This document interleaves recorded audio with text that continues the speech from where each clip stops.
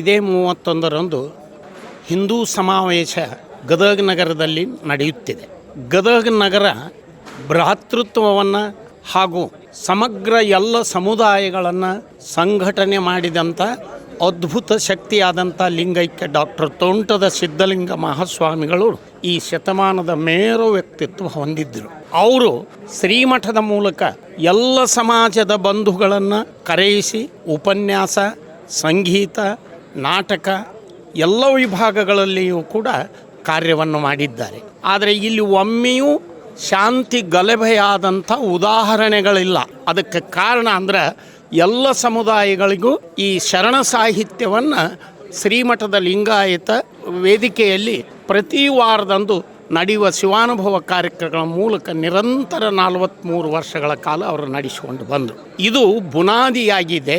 ಅದರ ಜೊತೆಗೆ ಈ ಗದಗ ನಗರ ಹಾಗೂ ಸುತ್ತಮುತ್ತಲಿನ ಜನ ಶಾಂತಿಪ್ರಿಯರು. ಎಂದೂ ಇಲ್ಲಿ ಗಲಭೆ ಆದ ಉದಾಹರಣೆಯಲ್ಲ. ಇದನ್ನು ಒಂದು ಬಾರಿ ಮೋದಿಯವರು ಮುಖ್ಯಮಂತ್ರಿ ಇದ್ದ ಸಂದರ್ಭದಲ್ಲಿ 5 ಲಕ್ಷ ರೂಪಾಯಿಗಳನ್ನು ನಾವು ಕೊಡ್ತೀವಿ ಸರ್ಕಾರದಿಂದ ಅಂತ ಹೇಳಿದಾಗ ನಾನೇ ಮನವಿಯನ್ನು ಸಲ್ಲಿಸಿದ್ದೆ. ಅದು ಕೊಡೋದಾಗಿದ್ದರೆ ಲಿಂಗಾಯತ ಪ್ರಗತಿಶೀಲ ಸಂಘಕ್ಕೆ ಕೊಡಬೇಕು. ಕಾರಣ ಅಂದರೆ ಎಲ್ಲ ಸಮುದಾಯದವ್ರನ್ನೂ ಆ ವೇದಿಕೆ ಮೇಲೆ ಕರೆಸಿ ಎಲ್ಲ ಶರಣರ ಬಗ್ಗೆ ಉಪನ್ಯಾಸಗಳನ್ನು ಮತ್ತು ಎಲ್ಲ ಆಯಾಮಗಳಿಂದ ಶರಣರ ವಿಚಾರಣೆಗಳನ್ನು ಮುಟ್ಟಿಸುವ ಕೆಲಸವನ್ನು ಮಾಡಿದ್ದಾರೆ.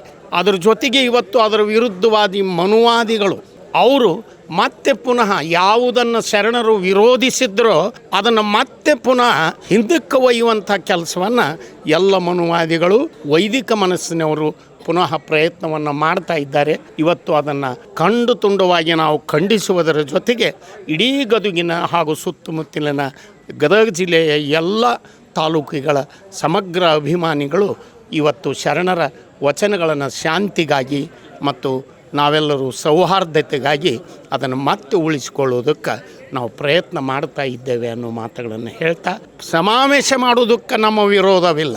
ಆದರೆ ಶರಣರನ್ನು ಭಾವಚಿತ್ರಗಳನ್ನು ಬಳಸುವ ಮೂಲಕ ಅವರು ಅದು ಯಾವುದನ್ನು ವಿರೋಧಿಸಿದ್ರೋ ಅದನ್ನು ಇವತ್ತು ಆ ಶರಣರನ್ನು ಅದಕ್ಕೆ ಬಳಸ್ತಾ ಇದ್ದಾರೆ. ಅದರ ವಿರೋಧ ನಮಗಿದೆ. ಇವತ್ತು ಕರ್ನಾಟಕ ಸರ್ಕಾರ ಬಸವಣ್ಣನವರನ್ನು ಸಾಂಸ್ಕೃತಿಕ ನಾಯಕ ಅಂತ ಘೋಷಿಸಿದೆ. ಅದಕ್ಕಾಗಿ ನಂದು ಒಂದು ಮನವಿಯೂ ಕೂಡ ಏನಂದರೆ, ಸಾಂಸ್ಕೃತಿಕ ನಾಯಕನನ್ನಾಗಿ ಘೋಷಿಸಿದಂಥ ಸರ್ಕಾರದ ಜವಾಬ್ದಾರಿಯೂ ಇಲ್ಲಿ ಇದೆ. ನಮ್ಮ ಈ ಹೋರಾಟಕ್ಕೆ ಮನವಿಗೆ ಸರ್ಕಾರನೂ ಕೂಡ ಸ್ಪಂದಿಸಬೇಕಾಗ್ತೈತಿ ಅನ್ನೋ ಮಾತುಗಳನ್ನು ಹೇಳ್ತಾ ಇದ್ದೇನೆ.